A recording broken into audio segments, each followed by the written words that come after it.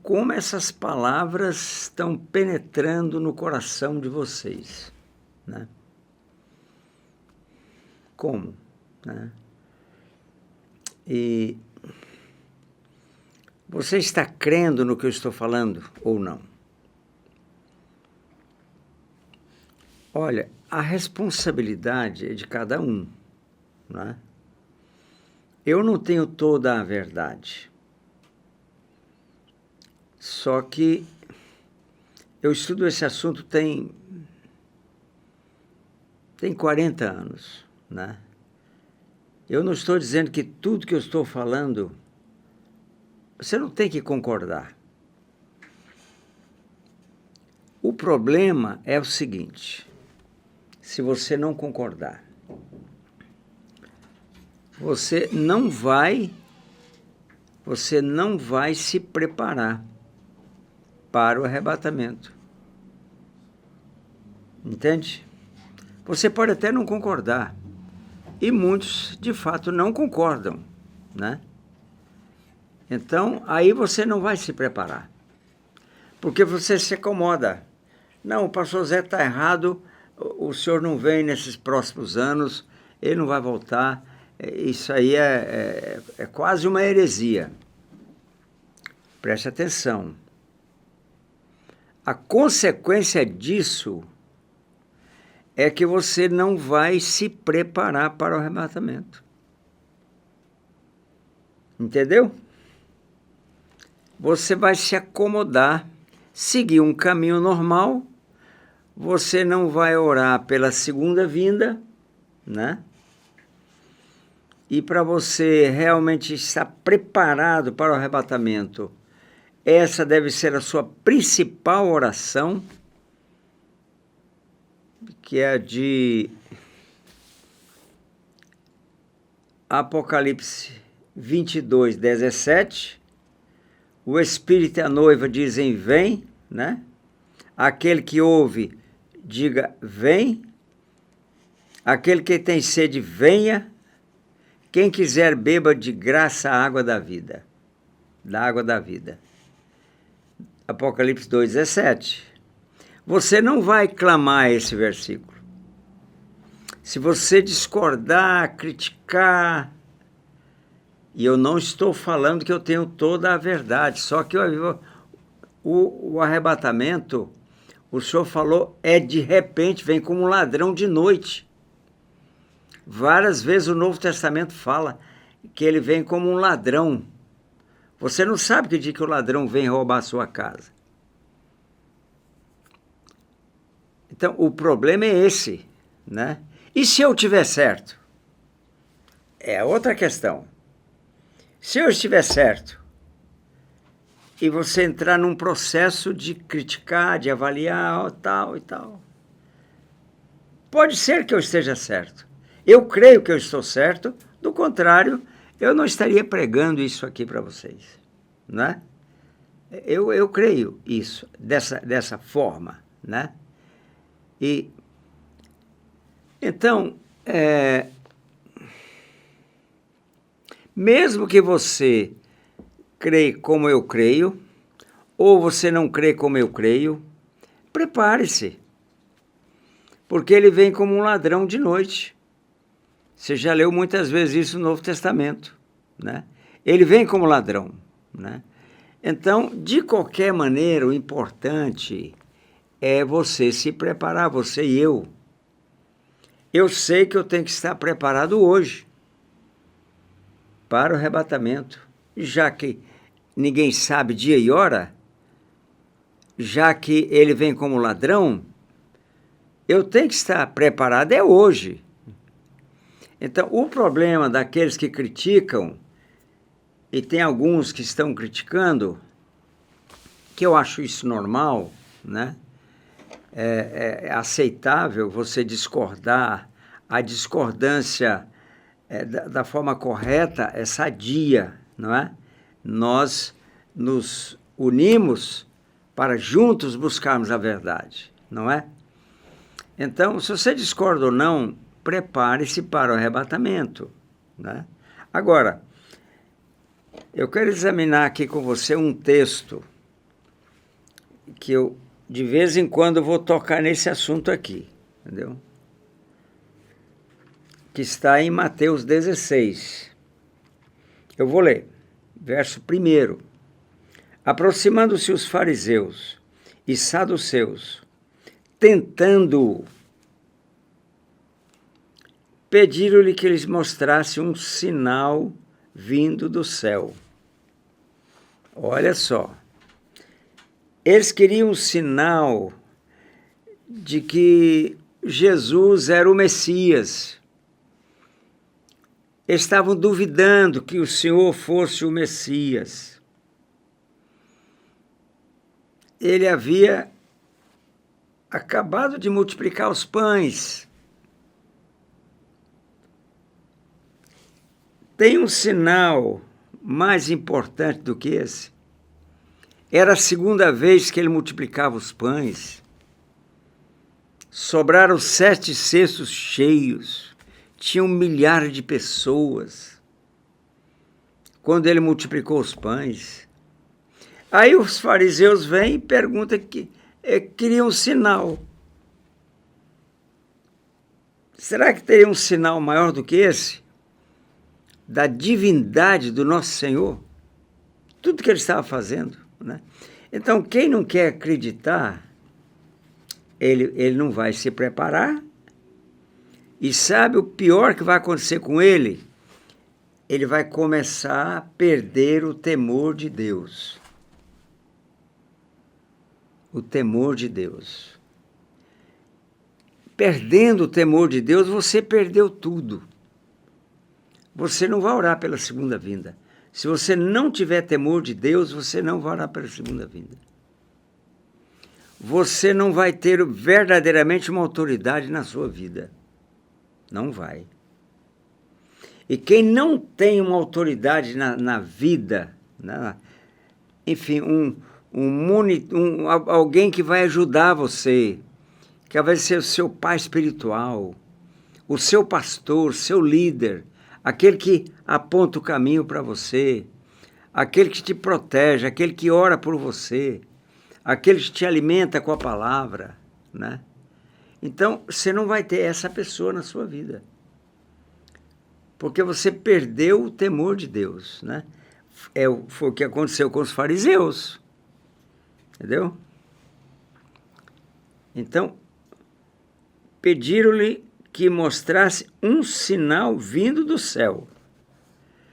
A multiplicação dos pães não foi suficiente. Vamos lá. Ele, porém, lhes respondeu. Olha só. Chegada a tarde, dizeis, haverá bom tempo, porque o céu está avermelhado. E, pela manhã, assim, hoje haverá tempestade, porque o está em um vermelho sombrio. Sabeis, na verdade, discernir o aspecto do céu e não podeis discernir os sinais dos tempos? Esse é um ponto gravíssimo, irmãos, que está acontecendo na igreja hoje. A igreja, ela se fixou em Jerusalém, ela está em Jerusalém, só que é Jerusalém, Judéia, Samaria e confins da terra. É isso que o Senhor fala em Atos 1:8. Mas ela se firmou em Jerusalém. Agora, em Jerusalém, se ela está amarrada em Jerusalém, e a maioria dos crentes estão, a maioria dos pastores hoje no Brasil estão fixados em Jerusalém, investindo tudo em Jerusalém, eles não vão entender, não vão nem se preocupar com os sinais em relação à segunda vinda. Irmãos, já fazem mais de 2000 anos, é o terceiro milênio que nós estamos vivendo. Mas está todo mundo tranquilo. Então os fariseus perderam o temor de Deus.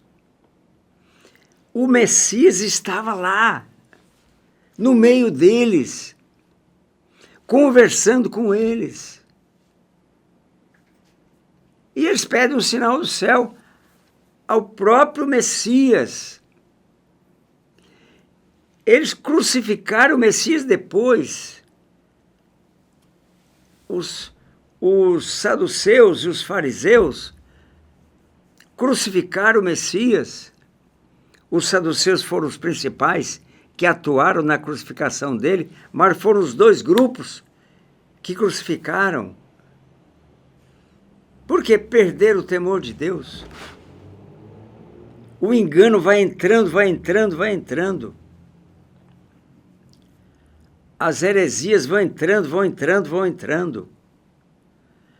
É o que está acontecendo em boa parte da igreja brasileira. Porque perdeu o temor de Deus. Se você ler Eclesiastes, olha aqui Eclesiastes, eu vou ler. Eu vou ler um texto aqui em Eclesiastes para vocês verem. Eclesiastes, capítulo 12, versículo 13. Olha aqui, ó. Olha o que acontece com quem não ora pela segunda vinda. Porque não anseia todo dia pela segunda vinda. Aquele anseio incontido pela segunda vinda. Olha aqui, ó. Eclesiastes 12, 13. De tudo que se tem ouvido, a suma é: teme a Deus e guarda os seus mandamentos. Quer dizer, o temor de Deus. Quando Salomão escreveu Eclesiastes, ele estava já idoso. Ele não estava no começo da sua vida, não era aquele jovem impetuoso, não. Ele estava idoso. Teme a Deus, guarda os seus mandamentos, porque isto é o dever de todo homem. Porque Deus há de trazer a juízo todas as obras, até as que estão escondidas, quer sejam boas, quer sejam más. Quem não ora pela segunda vinda de Jesus, todo dia, muitas vezes, o segundo versículo de Apocalipse 22 sobre isso é o versículo 20. Aquele que dá, veja bem, testemunho dessas coisas diz: certamente venho sem demora. Amém. Vem, Senhor Jesus. Olha só, a última oração da Bíblia: vem, Senhor Jesus. Eu pergunto para você que está me vendo e ouvindo, quantas vezes você já orou hoje pela segunda vinda dele? Vem, Senhor Jesus. Ele fala: certamente venho sem demora. Ele quer vir sem demora. Mas quem está atrasando a vinda dele é a igreja, que perdeu o temor de Deus. Está aqui, ó. Teme a Deus. O que funciona é o temor de Deus. O que me transforma, o que me faz orar pela segunda vinda. Digamos que Jesus volta só daqui 50 anos. Digamos. Mas comece a orar. Porque é meu dever. É a última oração da Bíblia. Então, ele fala: sabeis, na verdade, discernir o aspecto do céu, e não podeis discernir os sinais dos tempos. Uma geração má e adúltera pede um sinal, e nenhum sinal lhe será dado senão de Jonas. E deixando-os, retirou-se. Esses que agem dessa forma, o Senhor vai se afastando deles. Se você de fato não deseja, não ama muito a segunda vinda, sabe o que vai acontecer? O Senhor vai se afastando de você. Você vai perdendo o temor de Deus. Então, orar e clamar e trabalhar e viver pela segunda vinda. Foi o que Paulo fez. Paulo estava, olha aqui, o comportamento de Paulo em relação à segunda vinda. Vamos para 1 Coríntios. João, Atos. Abra aí, você que está me ouvindo, me vendo. Deixa eu pegar aqui na outra Bíblia, eu vou achar um versículo aqui no capítulo 9 de 1 Coríntios. Abra lá. Eu estou abrindo aqui nessa outra Bíblia. É uma Bíblia bem antiga. Ela está toda rabiscada. E aqui eu tenho mais facilidade de achar os textos. Capítulo 9 de 1 Coríntios. Vamos lá. Está aqui, versículo 16. Vamos lá. O primeiro versículo. 16. Se anuncio o evangelho, não tenho de que me gloriar, pois sobre mim pesa essa obrigação. Epa! Paulo, o apóstolo, o grande apóstolo, prega por obrigação. Ele anuncia o evangelho porque ele não tem outra saída. Olha que ele continua falando aqui, ó. Pois sobre mim pesa essa obrigação, porque ai de mim se não pregar o evangelho. Ai de mim se não pregar o evangelho. O que significa, eu tenho meditado muito, gente, nesse ai de mim se não pregar o evangelho. Esse ai de mim, exatamente isso. Hoje a igreja, os crentes não estão ganhando almas. Eu pergunto para você, quantas almas você que está me vendo já ganhou esse ano? Estamos hoje no dia 5 de fevereiro hoje. Quer dizer, nós já 1 mês e 5 dias, o ano já correu.